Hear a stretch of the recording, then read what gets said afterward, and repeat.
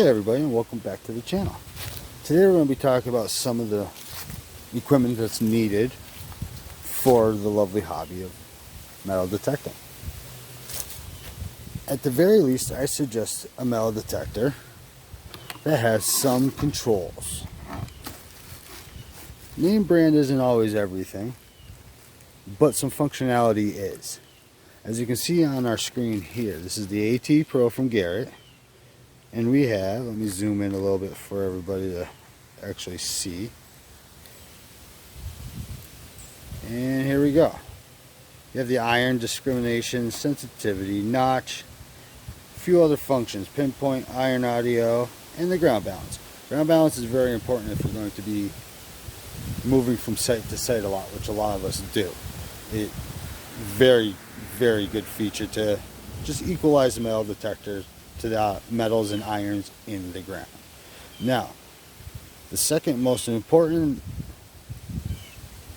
adjustment you should have on one of your metal detectors, and you should look for when shopping for one, is a discrimination button.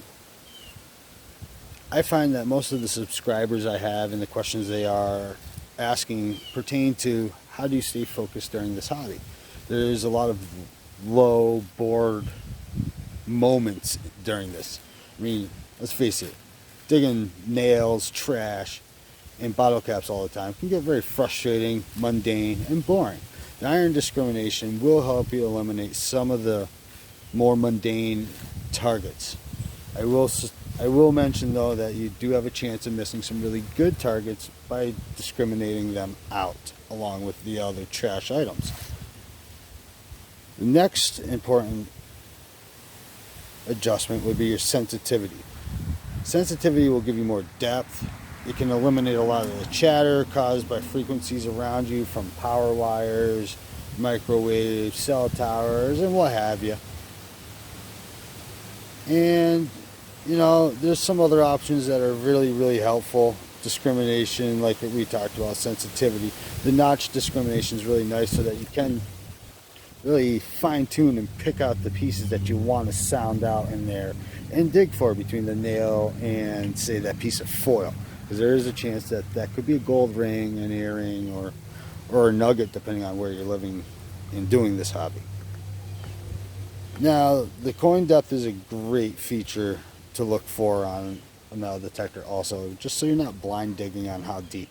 They're not always accurate. That's really depending on how much soil moisture there is and type of soil you're digging in. Sand is more accurate than, say, a hard clay based soil. Now we're going to move on to a couple other basic pieces of equipment. First one I really recommend getting is a shovel. A nice hand garden trowel, something you can keep in the side pouch, you know, and carry around nice and lightly. Now, don't cheap out on this. I know the price tag on a few of these are going to scare you guys, upwards of $100 or more sometimes. But really think about it. If you're going to buy 10 $5 shovels, you might as well have bought one $50 shovel from an American-made manufacturer. I'm not going to show any names, and we all know why. So, moving on. The Garrett Carrot is one of the best items that you can have.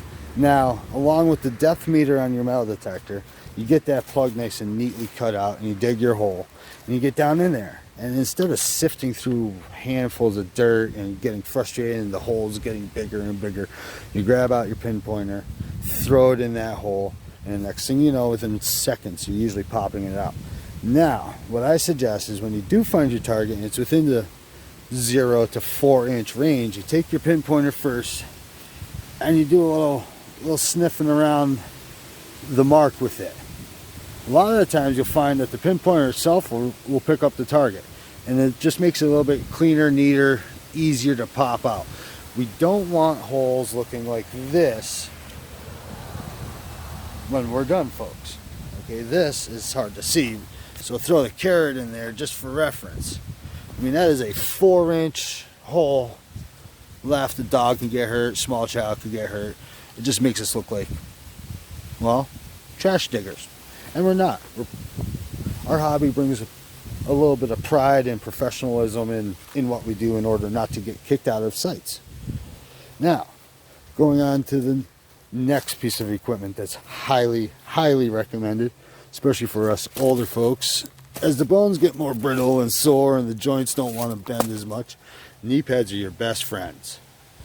Even generally, I'll run one on one knee, because most of the time I'm squatting down, one knee style, one leg up in the air, and digging my hole. And the other piece of equipment I don't have out here on my big rock of displaying is a pair of decent gloves. You need to have some protection when you're digging into these holes. You're looking, there's a lot of sharp objects, rusty metal, broken glass, nails, you name it, it's in there. It's going to poke you, it's going to cut you, it's going to hurt like hell. And it could even lay you up for a few days or weeks even from getting out there and digging the good stuff. Stay tuned, folks. More videos on the way.